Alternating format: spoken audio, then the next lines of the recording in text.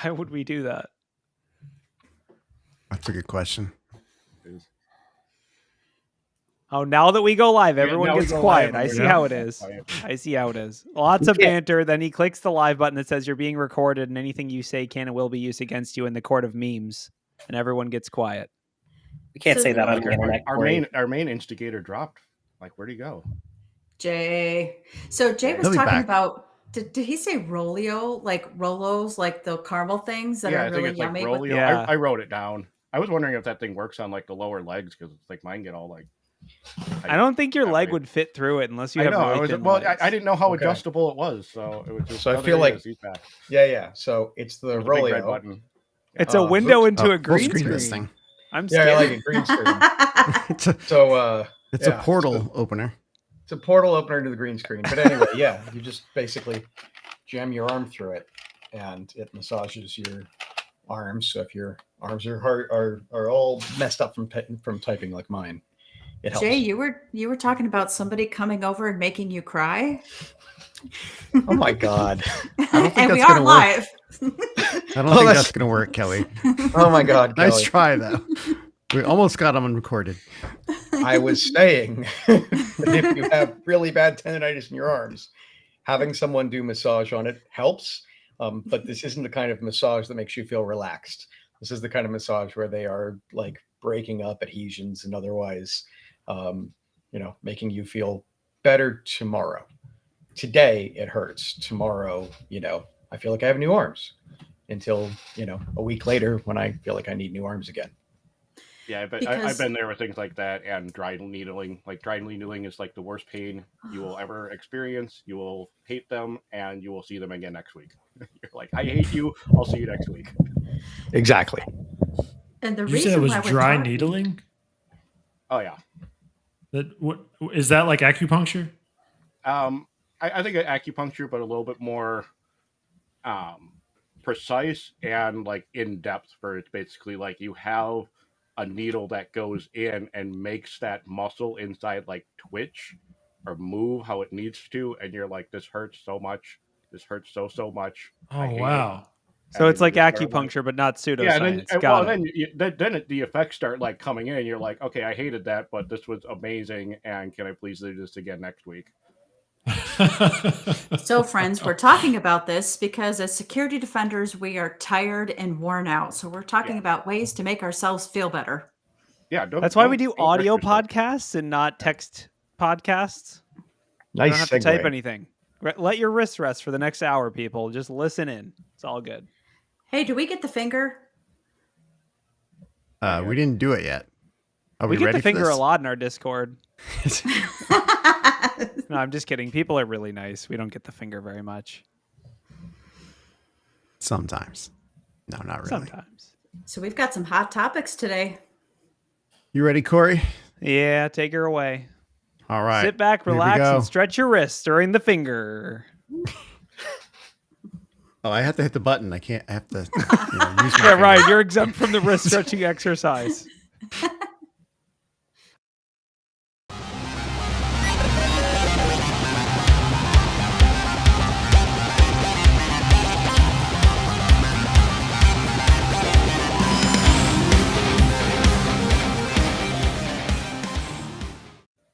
Hello and welcome to Black Hills Information Security Talkin Bout News. Today's March 18th, 2024, and nothing happened. There were no hacks. There was definitely not some Canary 2024 threat detection reports published. There definitely wasn't any generative AI threats. And there definitely wasn't any Fortinet RCE bugs. And yeah, we are joined by our usual cast of instigators. You have to prove your desire to create chaos to join the show. So that's the gatekeeping we do. We have Jay, Michael, Alex, Andrew, Kelly, and of course Ryan, who probably won't say anything, but will mute me when I talk too much. Hopefully, that's his main job. Hopefully, you want me to mute you? Yeah, just you'll know the right moment. It'll be right when I'm about to say something I shouldn't. Okay. All right. So get ready for it. Okay, I'm ready. Does anyone have... Ow! That's like the equivalent of digitally being slapped around. Just like, psh, psh. Does anyone have an article they want to go first with? Is anyone just chomping at the bit to talk about the latest hacks? Taking that as a no. Hey, I do, but it wasn't on our list. I'm going to take just a couple minutes. I want to talk about the NIST Cybersecurity Framework version 2. And yes, I have been chomping at the bit to talk about this a little bit. Do you have a link to share? Oh, come on. I can't talk and share a link at the same time. All right, we'll try to find one. To the Googs.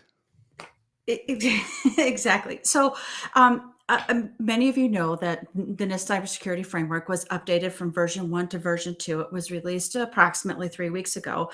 And you might be saying, oh my goodness, what do I know? Not another framework update. Oh my goodness, this is going to make my life horrible. Actually, there's some really good pieces of the new cybersecurity framework.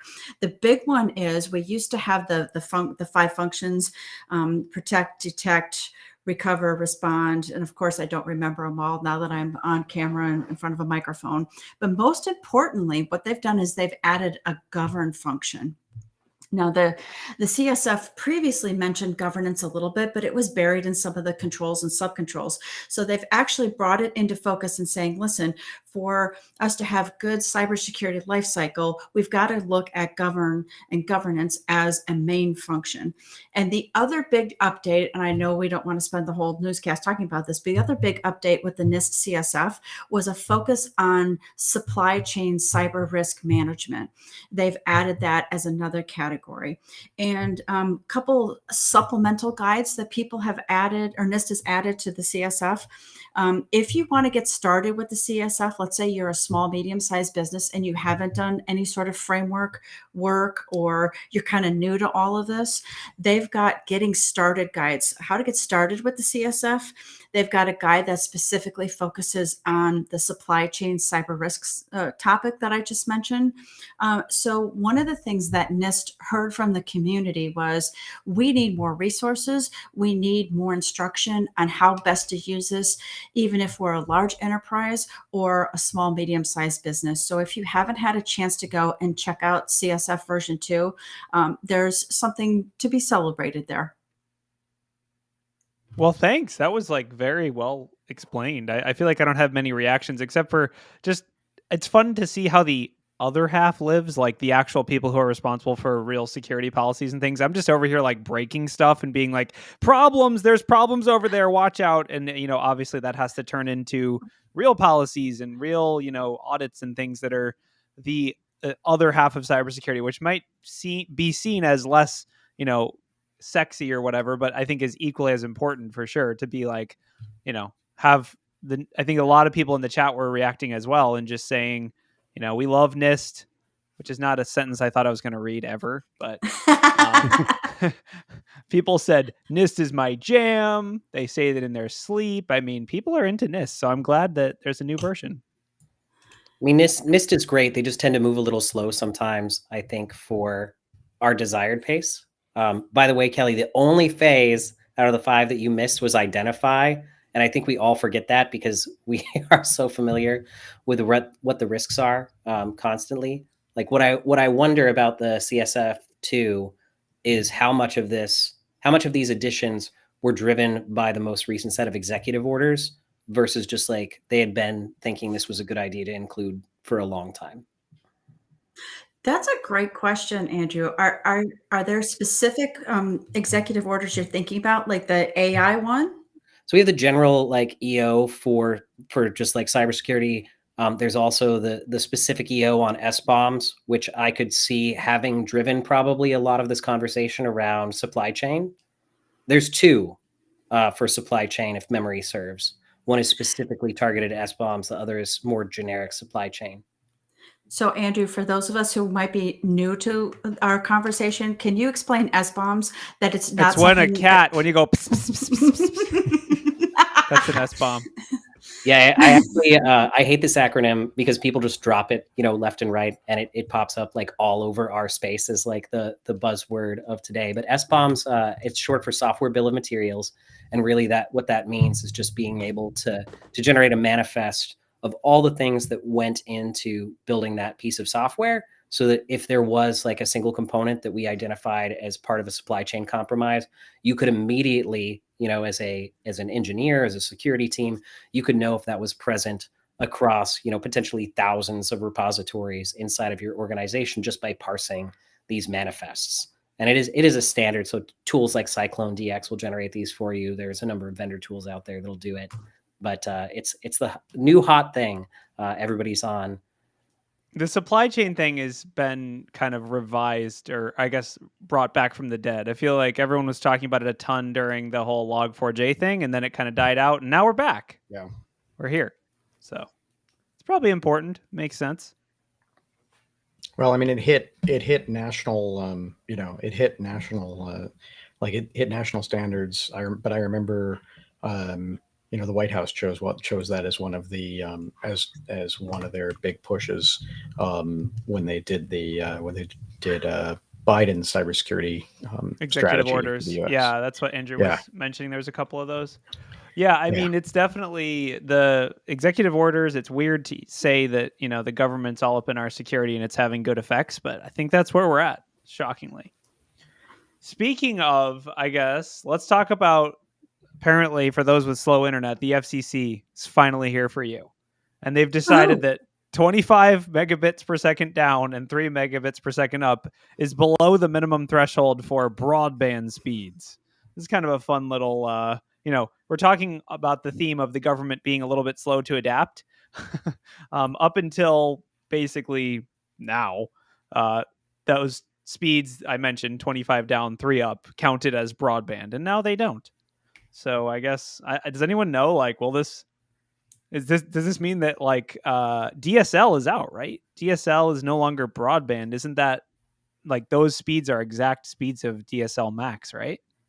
It depends on the DSL service is the answer. So there are ways that DSL can share multiple channels on the same circuit to get more upstream bandwidth. Huh. And yeah, the other thing they bring up is that apparently 5G kind of meets these, 5G NR, whatever that is, could meet some Americans' demands for this, but not all. So I guess it's mainly rural people that suffer. I could see this as a method of defining internet poverty. This is bandwidth poverty. Yes. This is you are below the poverty line. Yes, exactly. That's what it is. I'm glad they're addressing it because, I know it might be easy for us to say, oh my goodness, you don't have a strong internet connection, but we've got valuable, talented team members who struggle with their internet connection all the time. I think of some of the folks in California. And also, remember, we had that little thing called COVID where people were forced to work from home. I grew up in central and northern Wisconsin, and internet speeds were terrible. So if we're asking kids to go to school and learn online and prepare for the future, the least our government can do is say, this is the minimum level of speed we need for internet access. It's about time. We've got minimum standards for electricity and water. Why not for internet? Totally. Yeah, and one of the interesting statistics they mentioned in the press release is that fixed terrestrial broadband has not been physically deployed to 24 million Americans. You're not missing much, people. Just stay off the internet. Just if you can't, I wonder how many people there are that are just I don't want to be on the internet. I don't want to be served by internet. I don't want it. I'm curious. I think also the Starlink thing has really brought a lot of options to people who don't have terrestrial broadband but are using extraterrestrial broadband. So yeah, what this does open the door for is rural development grant programs, and that is such a cool thing. I think there was a big one that Obama put in place, which actually weirdly I was the recipient of because I live in the middle of nowhere, but it brought direct fiber to all these homes. And there's still in the metropolitan areas close by, they don't have direct fiber yet. But out here in the boondocks, we've got strands of glass running down the power lines. Nice. And it's great because if you are low income or you're a senior or you are an educator, it's $10 a month for 100. I mean, wow. I would take 100 up over the gig and a half I have down versus like, I don't know, it's like 20 up or something ridiculously slow on the up. Yeah, Yeah, let's so- talk about this Red Canary threat report. Has anyone read this? Hopefully. Did some skimming. Nope. Has bit. there's an abridged report. Go for the Cliff Notes version. We love Red Canary. Didn't we do like a collab with them on some backdoors and breaches stuff? Or I think Expansion deck. we're friends with them. The big thing that I caught when I was scanning the non-abridged one was they said more and more attackers are standing up, are going after cloud assets, and they're standing up more cloud assets, and they're starting to get a little smarter about how they stand about how much they do in terms of standing up cloud assets. And I think that that starts to tie in. I remember there was I think was it the FBI that did we have also in our news stories that took down the Lockbit operators, and then Lockbit was back up really, really quickly. And I'm trying to remember what it was, but it was just it's not nowhere near as easy to do a takedown now if you're relying on, okay, well, we're going to filter off IP addresses, or we're going to take down your presence on one cloud operator. If you don't know where else they are, or if your attackers can stand back up, then you've definitely got an issue there. Are you saying we've spent years and years trying to build and engineer resilient infrastructure, and that attackers are allowed to use it too?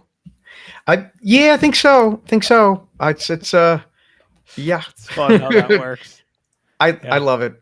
Yeah.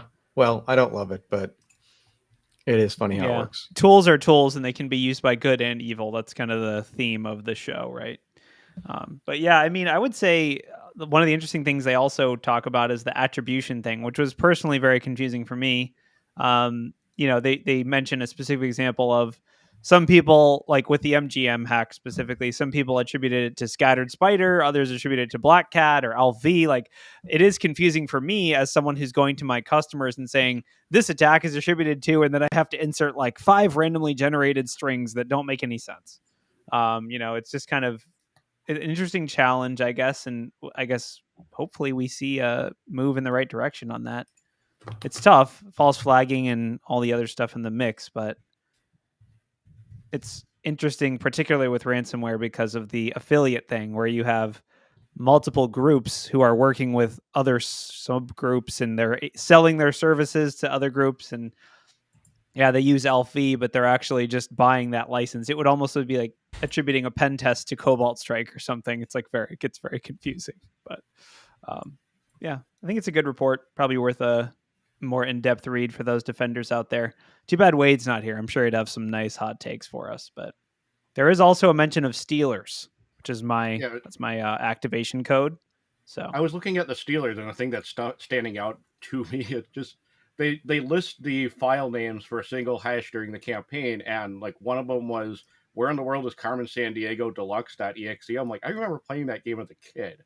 Like, what? It's pretty random. It's like if you're downloading like 30-year-old games, like, I don't know. Yeah. No, it's just exploiting nostalgia. Just like exploiting the nostalgia of the it, users. Like, I mean, there's the Social Dilemma 2020, and it's like, okay, it's a 4-year-old movie that you're grabbing .exe. .exe. I mean, you got to grab. If you're downloading a movie that's a .exe, that's bad news right there. Yeah. No, the one that really scares me, and this is something that's been on my personal radar for a while, is that the attackers came up with last year a technique to revive dead cookies. So for those that don't know, info stealers are malware that are distributed with things like movies and pirated software, and they steal authentication cookies as well as passwords and other information from the computer they run on. But the ability to revive authentication cookies is terrifying, because it means that you could have, like, when we download these logs, we're looking for our customers' records, and sometimes by the time we get to them, the cookies and everything's expired. Maybe it's 6 months later. But if you could revive those cookies 6 months later, I could potentially just get into Azure or get into someone's email. So that's an interesting attack, and I guess I'm curious to see how cloud providers will, or not cloud providers, but people like Google or other large authentication brokers or whatever you want to call it would react to that. I do think talking to some of the vendors in the space, it seems that tech companies are definitely going the route of alerting and ingesting the same data and then trying to invalidate session cookies based on that. So that is like a step that most companies are taking now, which is good. But it's definitely scary. I think So Corey, oh, go ahead and ask just your question, Kelly. I was confused. I thought cookies were dead, but now they've come back to life. Yes, zombie cookies. Exactly. I mean, cookies should be dead. Well, I think so. You're talking about like the Google Chrome ban on cookies. Is that what you're talking about? Yes. Or like, so that was, what was that? Just tracking cookies, right? That wasn't authentication cookies. That's like a whole different. Yeah. I mean, I'm sure Andrew could attest as well, but I think a lot of web technologies are used for purposes that they weren't really designed for, including cookies. Like, I don't think cookies were really built to be a super secure authentication scheme from the very beginning, which is why they're, I think, trying to move away from, I don't know, what is the, I guess a JWT is still a cookie, so still counts, but there's no good answer to, like, let's just call it session serialization, which is what it is. You know, in any form, you know, you're going to be storing some set of like signed crypto stuff. The problem is when the cloud provider either allows like refresh token type behavior on those, so you can just use a token to get more tokens. But you know what we're seeing now, like you mentioned, is that a lot of providers are now invalidating sessions based on the change in session context, looking suspicious. So if all of a sudden you're like no longer at your same IP, or you know the fingerprint of your browser has drastically changed from your last 1,000 logins, we're gonna force that person to go back through the flow and re-enter their like second factor credential, whatever. And that's the really, you know, that's really the only mitigation today, is to have these very obvious detections that no one seemed to have until very recently. But have those in place most of the time. Yeah, I'm gonna actually repeat one of the comments that Slothboy threw in, because it's the exact same thing I was thinking, which was, he said, session cookies live far too long. There should be a mandatory refresh period. If you log in from a new device or location, it should invalidate them. But most places don't do that because that costs money. And I think in a lot of cases, just the money that it costs, you know, in my mind, part of the money that costs is just the development time. That, you know, if I'm creating some kind of thing, the JOT was a good example. If I'm creating some kind of thing that says this is signed, and if you present this, this is you saying, this is you presenting something that says you're you, then you know, I'm hoping the next time you log in, I'm going to give you a new one, or what have you. But yeah, you've got to basically have code that says, okay, this I'm going to expire that one way or another. Well, it's machine learning. It's even more complex than even having a secure technique for creating and issuing them. It's also about like identifying, like, you know, Andrew mentioned, what user agent and IP address have been used over the last 300 sessions. That's machine learning. Like that is, you know, to have a sort of algorithm that automatically keeps track of that, identifies deviations, improbable travelers, all that good stuff. Like that's not easy to do. And it's also, even if you know how to do it, it's not cheap to do, because you have to keep track of, you know, tons of historical data and run computations on them on a real-time basis and all that good stuff. It's like, I mean, it feels like, but expensive. it's your algorithm too. I mean, it's the, like it does come down, I think, to, I could give you, you could log in and I can give you something that asserts that you are you. But if I want to, like, what if I just said, you know, what if I just said, I'm going to allow this, I'm going to allow this IP address, you know, I'm going to allow only this IP address to use it, and I'm also going to expire that after a certain amount of time. It's on me to check expiration. So I'm gonna read some of the comments, but that's my first thought. I mean, I agree that like we can do more. We can say, you've just logged in just now, and normally you always log in from somewhere else. So if you don't log in from somewhere else, then I want to make you provide a second factor. I mean, again, some of this is program logic. I was doing something the other day in an admin interface of something, and because I was using the admin interface and taking some specific actions, it said, "Oh, hey, you're taking that specific action. I want you to authenticate a second time." Like that's something we can choose. Totally. Yeah, I mean, I think it comes down to the core of the issue is just user convenience, and most providers don't want to force a bunch of logins or MFA prompts for any user because the whole metric is about user engagement and convenience, and it's not about security, right? So, if I was going to impulse buy some, I don't know, whatever comic books on Amazon, and then my session refreshes, I might just walk away and not buy those. I might be like, it's not worth finding my YubiKey, which is all the way upstairs, or getting that text message, or the text message didn't come in time. So you know what, whatever. I'm not going to buy it. I'm going to move on with my life. So yeah, it's like, I mean, Lucent Shadow just said in the Discord, users will literally quit and change providers. Like if the security is, significant barrier to usage, especially for retail. I mean, this doesn't apply Yeah. to everything. This shouldn't apply to things like Azure portal or something, but more just for, the session data at large. And I can tell you, having been embedded in these communities, threat actors are trading primarily commodity stuff like Netflix subscriptions, Spotify subscriptions, VPNs. The big one, and I would say the highest target for info stealers, is cryptocurrency, because I can get into someone's cryptocurrency wallets like Coinbase or whatever it is, and if I have their seed phrase or any authentication data for the cryptocurrency wallet, I can just steal the money immediately. It's terrifying, but yes, in some of these telegrams, they'll just post like, hey, I'm selling an active Coinbase session token with 100K in it. And that'll be like, that is how the threat actors are trading in this information. So I would say that the highest target for this is like cryptocurrency. And so definitely like a Coinbase or these kinds of providers probably need to be very careful with what kinds of refresh tokens and things they allow on their sites. So, yeah. Sure. And I will agree with you. There was another good comment in there here. It was Shadow Ninja 85, who also said, ask help desk techs how many tickets they've gotten that say the system kicks me out too frequently. And I think we're right. I mean, like we are security. We're not necessarily, sometimes we're thought of as a cost center, and so it's, they're definitely folks are companies who are trying to make money will try to do everything they can to reduce the friction. Yeah. Security is a cost center, and everyone else is a profit center. Yeah. Yeah. But sometimes this is truly just, well, we didn't think of that. We didn't think of having an expiration on your login. I'm on the Black Hills cast. I'm from Guardians, pen testers. This is one of the things we actually point out, right? And it's one of the places where we're useful.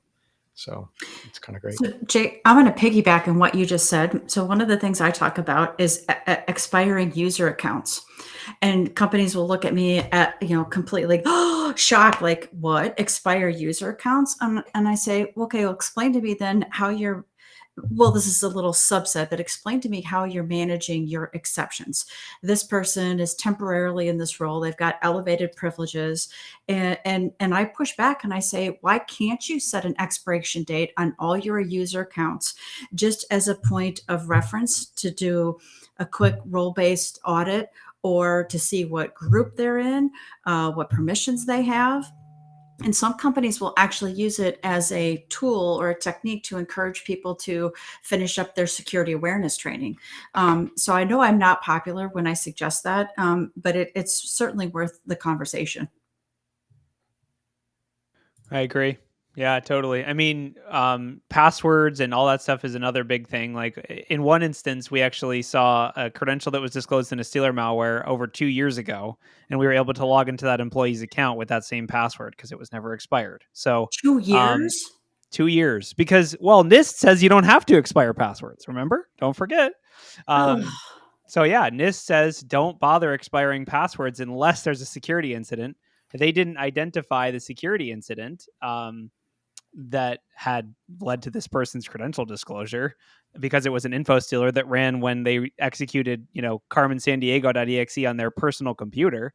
Of course, the cybersecurity team wouldn't be aware of that. And then, 2 years later, the credential is still valid. I will say it took some social engineering to actually compromise the account, because it was, they had MFA and the account was locked and all that good stuff. But still the credential was valid, and that's notable. And that is like, we were just talking about NIST. That is the fun thing, is when I go to customers and I say, you don't have password expiration. Well, they can defend it and say, well, NIST says we don't have to, and I can't really argue with that. So it's fun. There is It's where a if you are writing your own code here, like what I think a lot of us would love if it's this account hasn't been used in, the account hasn't been used in more than a year. We don't have to expire it, but how about if we set it for,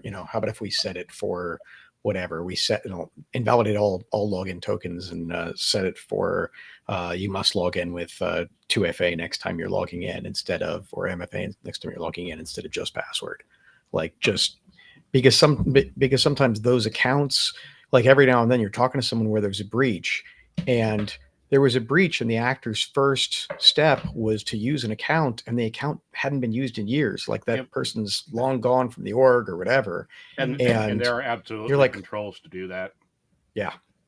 Totally. And I love them because we've seen that. I've seen that as well with pen testers, to where it's like, they'll activate an old account and you go, oh, okay, this is an account that hasn't been logged into for 5 months. Please complete MFA. And not only do they get stopped there, but it throws alerts in your system going like, hey, that account hasn't been used in 5 months and now somebody's using it. Like, what happened? And sometimes it is, okay, a person went on maternity leave and now they came back and they're logging in. That's fine. And, worst case, they call the help desk and go, what the heck, guys, I can't log in. It's asking me for an MFA. I came back from maternity leave. Now I can't do anything. Okay, your help desk can help. They can fix that. But if it's a pen tester, they're not calling up to go, oh, hey, by the way, this thing, I triggered this thing. Yeah. The other one I've been pushing really hard for my customers is, first of all, if you can, completely remove the ability to reset MFA from your help desk entirely. That's a big one. But the other, if you can't do that, then at least generate alerts when MFA is reset completely, because that's the ALV tactic, is to call in the help desk and say, hey, I lost my phone. I need to set up a new MFA factor. So that's like one that I'm pushing really hard right now. It's like, if you can't stop it completely, which is the ideal solution, you should at least generate a manual alert that someone goes and investigates when someone's MFA is fully reset, right? Not a password change, but an MFA reset.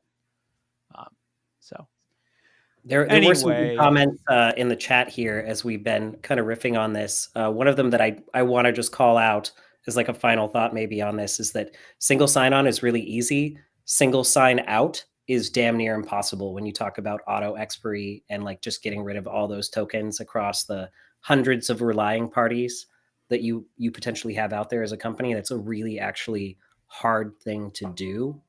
So wow. Yeah, I never even really thought about that, but that makes sense because you're granting all these OAuth tokens or whatever somewhere else. How do you go to that third party? Like it has to be built into somewhere to some like connector, right? That's pretty crazy. And some of those relying parties don't support session invalidation whatsoever.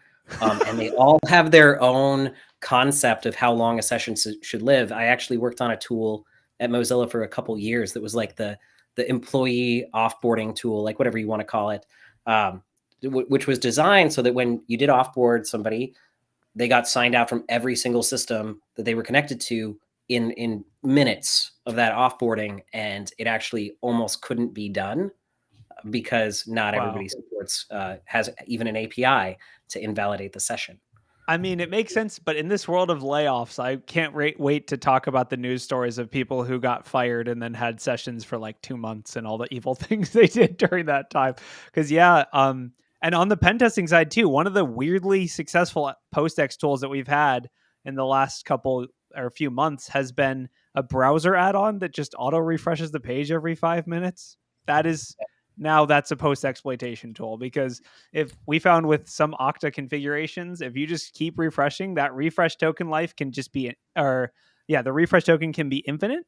And so you just keep refreshing, and we persisted in someone's Okta portal for like a month or two just by like F5ing the page every 10 seconds or whatever. It's like, I mean, it's a ridiculous world, but it works weirdly. So, I mean, I guess if it's stupid, but it works, it's not stupid. But if you do look up OAuth 2 best practices, enabling the refresh token is not considered a best practice in 2024, yet people just continue to do it. Nice. I'll put that in the finding like right now. I'll be like, this is not a recommended best practice. Stop.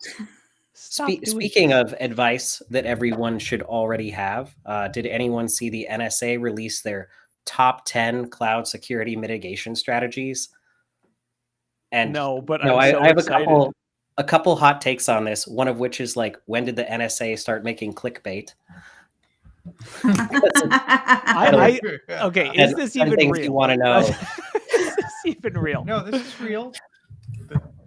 It's totally real. Yeah, Okay. this is real, and a bunch of it's in cooperation with CISA. So, yeah. What are some of your other hot takes? I was happy with it. Oh no, I think the list is great. I just thought that you don't see NSA often do marketing like this. Oh, True, Yeah, true. aren't they the bad guys? Like, what is this? There's pen test results for all the other countries out there. Like, I don't get this. I mean, NSA's has had a protection function for a long time. Like they, like for a very long time they had. I remember many years back, kind of reading, and they had two missions, right? They had kind of the signals intelligence mission. They had the one way or another. They had the like act defensively, and then they also had but also try to secure the nation's assets, especially critical infrastructure, so that their opposite number in attack wouldn't get it as easily. So I mean, they've had that. It's just I don't know how and those of you who have worked there probably can say what's the size of those, what's the size in terms of people or whatever of those missions. But they've had that defense mission for a long time. Well, they I haven't was- been I blogging was about happy- it until now. Yeah. Fair enough. And now they are. Maybe that's part of it. Maybe this is a PR campaign for the NSA to kind of be like, hey, we actually do have defensive capabilities, and we are actually going to kind of start to point at them more and more. But yeah, I mean, does anyone have any, like me not really knowing, they just say, uphold the cloud shared responsibility model. I don't know what that is. Does it like that's number one, and I have no clue what that means, and I'm a pen tester, so it might be a little bit I can opaque. do the easy. I can do the first one. That one's easy. So that Okay. the cloud shared model is. I remember when companies were first starting to switch to the cloud, you'd have a whole bunch of CIOs who'd say like, "Oh, cool, we're moving to all the cloud, so security isn't our problem anymore. It's Amazon's, Okay. or it's Azure, it's it's Microsoft's or it's Google's," and so each of the vendors, but Amazon in particular, had really really good hey, wait, this isn't you haven't turned all responsibility over to us. You've turned over responsibility for the things that we do to us. So, we will we'll host your virtual machines, and hopefully we'll make it so that the hypervisors don't get hacked. That's us. But those virtual machines that, are allowing someone to telnet in with an admin password, with a username admin password admin, that's on you. That's your part of the responsibility. So they call it that point first and foremost is to continue reminding everybody, especially the folks who are like, we'll move it to the cloud and then we don't own responsibility for anything, that they should go read what that shared responsibility term means. Yeah. So I guess, I mean, static idle, I think in the Discord summed it up. This was they couldn't say it because it was politically incorrect. But the thing the NSA should have said is shared responsibility means leaving that S3 bucket public is your problem. Well, I paraphrase. Thank you for saying it that way.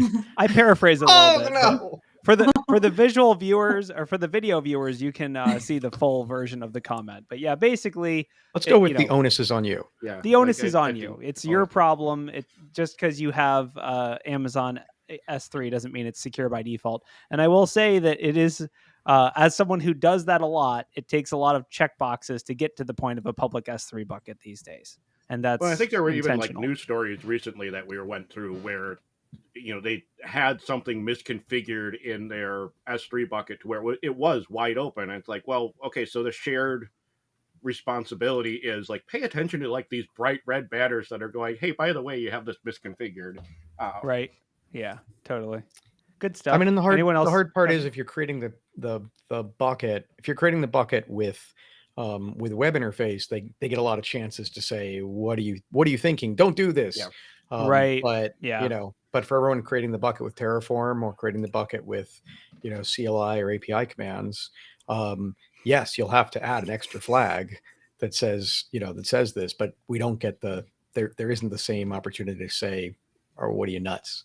Sure. Yeah. Yeah, totally. And That's a they good need more of point. those security flags, because I remember security flags that had that you needed to specifically type in like, this is a security problem, like Dash allow dash insecure or yeah, whatever. allow Yeah. insecure. It's like, I think there was one. It's like, gaping security hole. It's like the whole thing that you typed in order to enable that, and it's like Yeah. they need more flags set like that, to where it's like you specifically typed in like acknowledgement of this being a problem. If you configure it that way, we'll let you, but now you can't say, hey, I did it through a command line, I didn't know any better.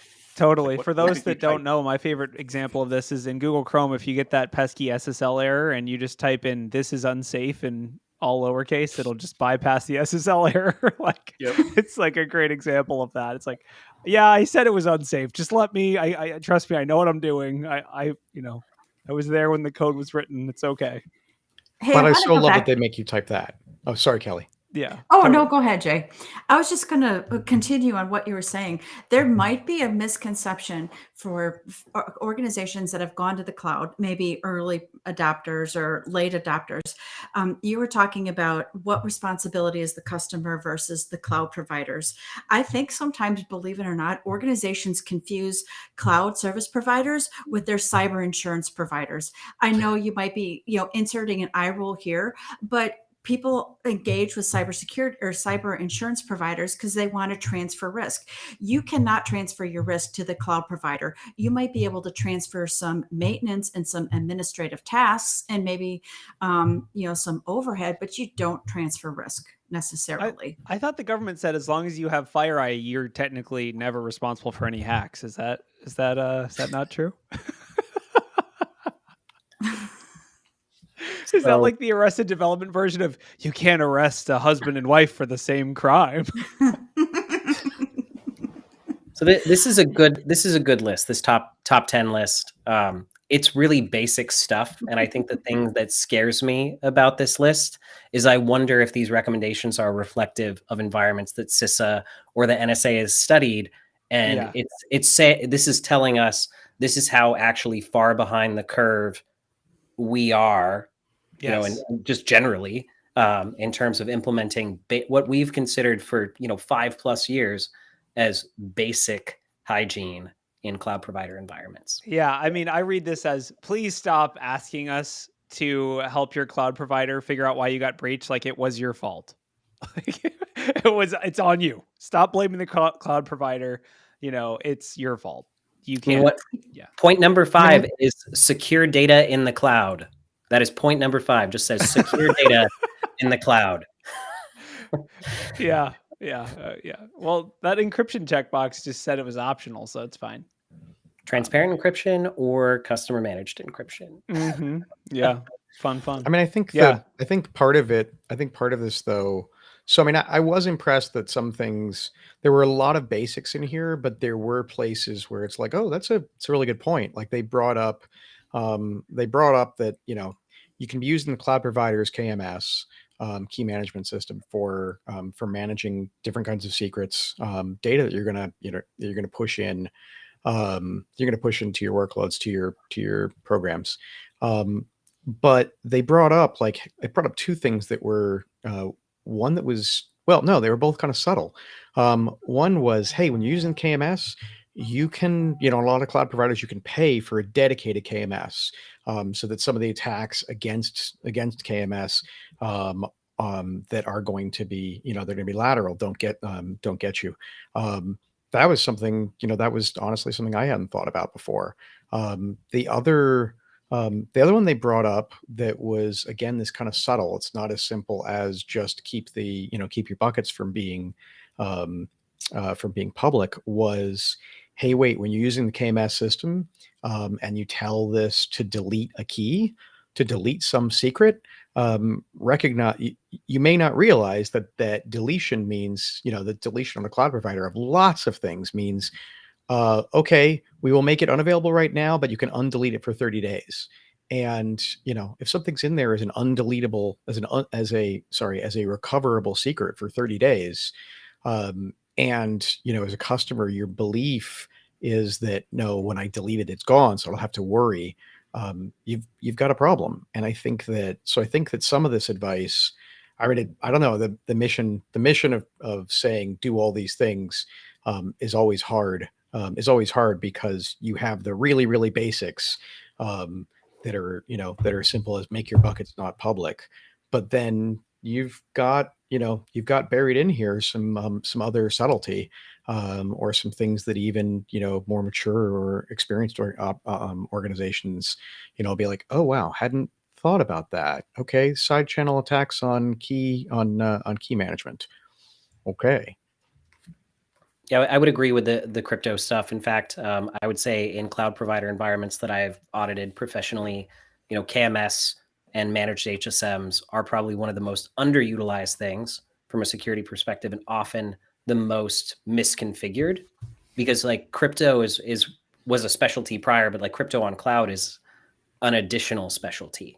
So like for the first time, teams are really encountering things like AES, Galois counter mode with envelope encryption. They've never seen something like this in a data center before, in their entire career potentially. So it's a big pile of learning. I mean, Andrew, I I learned got from a the movie question. Hackers. Sorry, go ahead. Oh, go ahead, Corey.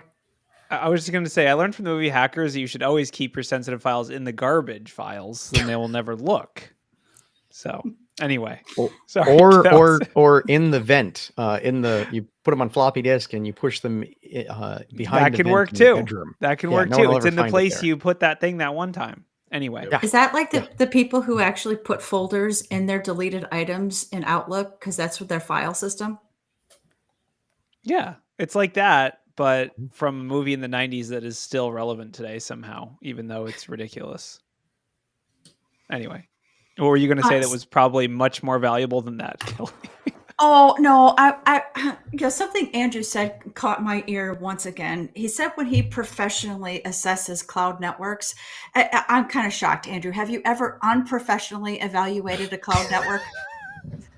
You probably don't need to qualify that, but if I had unprofessionally evaluated somebody's environment, that would be a crime, Kelly.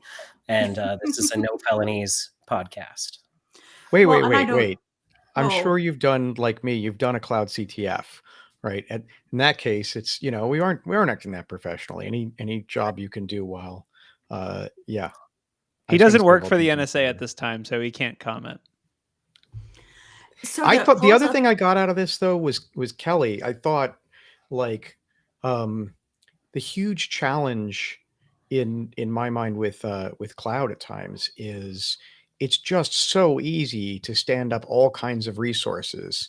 And so even an organization that has a ton of cloud resources that are being stood up in a very controlled way with CI/CD pipelines and permissions and least privilege and so on, like even those organizations will still have cloud assets that they don't know about centrally, that they're, somebody moves on from the current job, those assets may not transfer to somebody else's, management or ownership.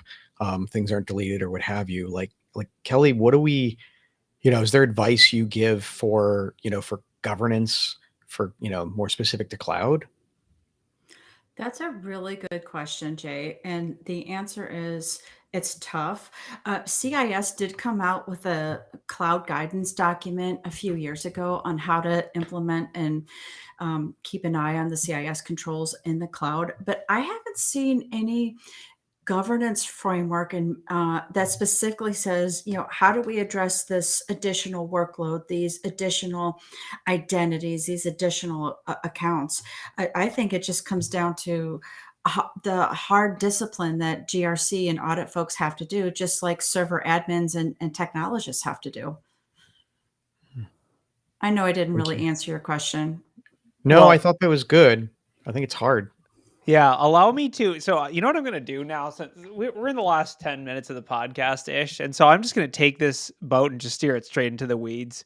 So here's a fun one. So the U.S. government is demanding McFlurries. Okay, And this is a little bit confusing, but there's an article for this by Ars Technica that essentially the Taylor C709 soft serve freezer, which you're familiar with if you've ever gone to McDonald's and the ice cream machine has been broken, is now the target of the Federal Trade Commission and the Antitrust Division of the Department of Justice, who have asked the Copyright Office to exempt commercial soft serve machines from the anti-circumvention rules of Section 1201 of the DMCA. So, long story short, the government is saying, let us hack our ice cream machine so we can have McFlurries. And I just find this so amazing. And it makes me so happy that the government That's is like, very specific I've seen exemption. that hour-long documentary on all of these for. I'm trying to remember the device that would they had that would it would basically like tell you the item. So a lot of times it was a matter that like your ice cream machines were broken because they weren't properly sanitized overnight because something was misconfigured, and then it kicks out an error that nobody understands what this error is. So they go, what do I need to do in order to fix it? And a lot of times the error code, you translate it with this little device. that's hacking. You can't do that. It's illegal. Yeah, you can't do that. Like, and to where it's like the answer was like, just take a scoop of fluid out of the ice cream machine, and now it is low enough that when it tries to do that cycle, it doesn't overfill, and it can actually be sanitized, and you can serve the things in the morning. But if you don't know that and you're closing up, you're not going to sanitize it overnight, which means that when you open up in the morning, you don't have enough time to re-sanitize it in order to serve, the rush. And there was this long device story that short, like, there was a plug it in. video I believe it was iFixit that made the video. It was a long video about how to, why ice cream machines are always broken. But yeah, I love that the government is specifically like, we're sick of not getting ice cream. Like, honestly though, okay, let me bring up a conspiracy theory here. We know how much Joe Biden loves ice cream. Is this Joe Biden's presidency that he's fixing ice cream machines? Is that going to be his main like running Campaign item? I think that's a campaign promise. Fixing ice cream machines. I mean, I don't know. I know I'm not a political theorist over here, but that's about as political as we can get on this podcast. Everybody's doing like the quick hits. They're just sort of like, I mean, same thing with like TikTok. They're like, okay, what do we want to like fix? Anything else going on with the country TikTok right now? and ice cream. Let's get rid of TikTok and ice cream. I heard someone say it's like that's like the equivalent of being like, hey, are we going to like fix the plumbing in this house? Are we going to fix the electricity? Are we going to make sure patch the hole in the window? It's like, nah, I'm going to take like your PlayStation. I'm just drop kick it off a bridge, and it's like, there you go. Yeah. I mean, there's government employees are famous for not being that well compensated, and you're asking them to work really hard. And like maybe it's just maybe the FTC and the DOJ. You got to imagine DOJ fighting organized crime. Involves a lot of late nights. Maybe they're just saying they just said, listen, damn it, could we have ice cream if we're gonna work many hours for not nearly industry pay, could we just have some ice cream? So you're saying the government also purchased the Taylor C709 ice cream machine similar to McDonald's did? I mean, there are some amazing comments. It's a possibility. And by the way, everyone in the Discord, I am heartily laughing at all your comments. Dr. Nick Rivera says, you wouldn't download free ice cream, would you? There's a danger here, right? That if we are successful in fixing these ice cream machines, that they end up like being IoT devices and then perpetuating the next Stuxnet. Like, forget about the centrifuges for nuclear material. The threat actors in other countries are going to go after these C709s. See, I think it's the other way around. I think that this is step one for the for the executive branch. Their step one is try to use the law to get the ability to fix their own ice cream machines, and step two is if they can't, well, screw it. That's when we develop our own Stuxnet just for fixing ice cream, just for removing all the protections. It's like hey, I have a question. Oh my God, yes. Is this like the John Deere tractor situation? Yes, it is the exact same. It's just an issue we can all get behind. Ice cream. We don't care about other foods, just ice cream. Okay. Can we talk about the difference between ice cream and custard, Alex? Oh, that's too controversial for this show. No. Let it fly, man. No, I love the custard. I hate when people are like, hey, let's go to like Cops for some ice cream. I think there was a certain presidential candidate that did that too. They're like, they called it Coops and they call it like ice cream. It's like, it's custard, man. But yeah, we basically found a way to go like ice cream is not fattening enough. We're going to make it worse. And I think we just fold or mix egg into it for custard, but it is absolutely fantastic. And then likewise, like Dairy Queen doesn't have ice cream. They can't call it ice cream. Or Is it frozen dairy product? It's soft serve. Yeah, it's like frozen dairy It's product, cheese soft serve. food. So get a hot dog, a sandwich. I see that in there. So I live in the Tillamook section of the country where we put extra ice cream in our ice cream. But yeah, all right. Let's I steer know- this podcast back on track and talk about how the Department of Homeland Security is going to use generative AI, because that's just scary. I read this article this morning and I was like, at first I was terrified, and then I was not terrified, and then I was back to terrified. So I guess, what are people's takes on this? They're saying they're going to use it for, like, I'll expand on my hot takes. I think the concept of using it to generate images of people who are either suspects or missing is terrifying and seems very prone to what we know can happen, which is, biases and implicit issues with AI based on what it's trained on and all that stuff. But so I guess, what are people's reactions to that? That's one of the ways they claim they're going to use it. And it's also weird to me. This is the first government agency that's openly said they're going to do it. They're building an AI core of 50 people. Yeah, having an AI generate pictures of suspects seems like a terrible idea. That seems like that would very quickly generate a bunch of biased images, and and if it's programmed to be anti-biased, then it would generate potentially anti-biased images. I mean, that seems awful. Is it going to generate these images based on descriptions, or I think so. is it generating them based on really blurry CCTV footage? Well, that's a good question. So, yeah, I mean, the example they give in the press release is using AI to age an image of a missing person and say, this is what they might look like today, which is arguably more wholesome than the whole looking for suspects thing. But the other thing they mention is, like, looking for an example of, like, using AI to say, like, ingest all this data and look for cases where you saw a blue truck, as an example. Like, an AI could read all the cases. This is one of the, like, totally, they admit, or they say they're going to do this. Have the AI go and read all the cases across Department of Homeland Security, and also read cases from other departments as well, and identify instances where a blue truck was referenced.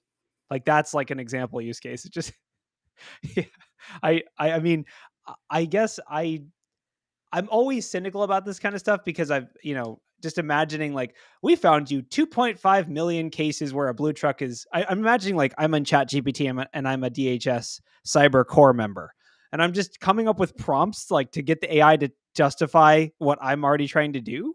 It's just a little scary, but it is probably going to be the first of many government agencies that look into this technology.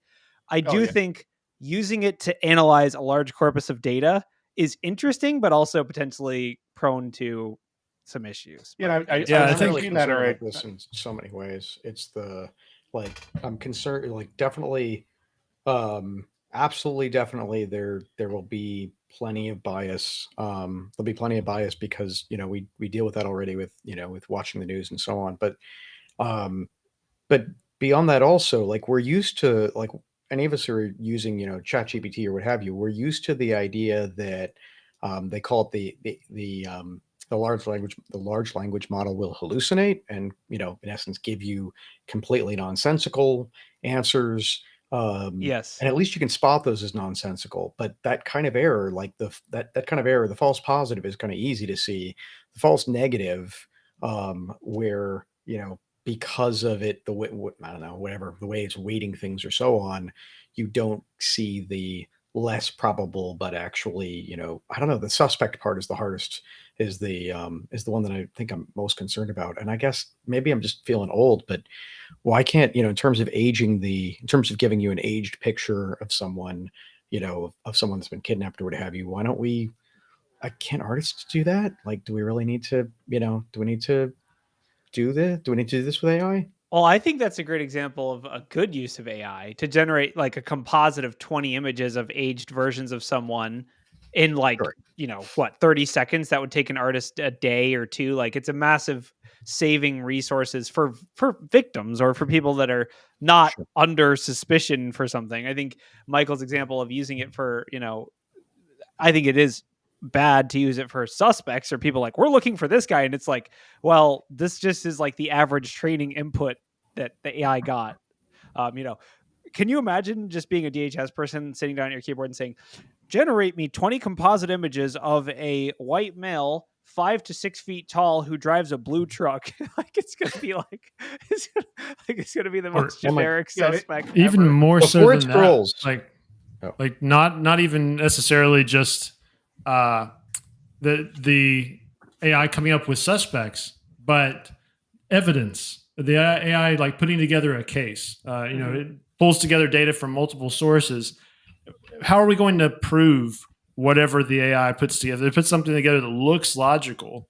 It'd be very easy to make that bypass some light scrutiny by just regular people. Yes, totally. And I it'll be interesting to see how it stands up in court. But yeah, Jay just typed in the private chat. I'm going to leak this to everyone. He said, ChatGPT, can you help make my evidence implicate my suspect? Yeah, there you go. That one's from File Not Found Error 15. Oh, it's so good. Yeah. Oh yeah. Sorry. I misattributed the comment. My bad. But yeah, that comment is that exactly the risk that I'm concerned about. Yeah. And I've seen where like AI is being used, actually even with the financial fraud cases, that AI is being used to sort of process and pull a lot of information together. One of the big instances is if they find that a person that is a person of interest also is on probation, they're like, great, we fuse those together. So if somebody's trying to run some financial scam and they're on probation, hey, we just make a call to the probation officer and the problem kind of fixes itself. Similar for like just that fusion of information that could help out. And if they're just processing a lot of reports, being able to have AI look for those keywords and pull information together would just assist a lot of the analysts out there for this problem. I also assume what could go wrong. Yeah, what could go wrong? It's still going to float it to an analyst desk, to where it's not going to be that it's automatically making decisions. It's going to say, hey, here's this report, like in the instance of probation, going, hey, this report mentions something about a person being on probation. Float that up to the top, because there are a lot of reports that are most likely just junk. And it's like, well, what can we do with this? Yeah. Floats that report up saying, hey, there's something that is potentially actionable from this report, from this data.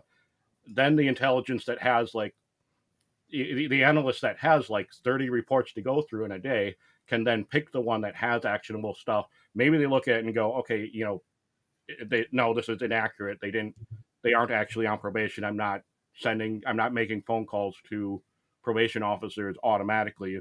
And so they discard it. Or it's one that they go, oh yeah, hey, this is something that I can take action on. And they only have so many reports and records that they can go through in a day. And this helps sift through them.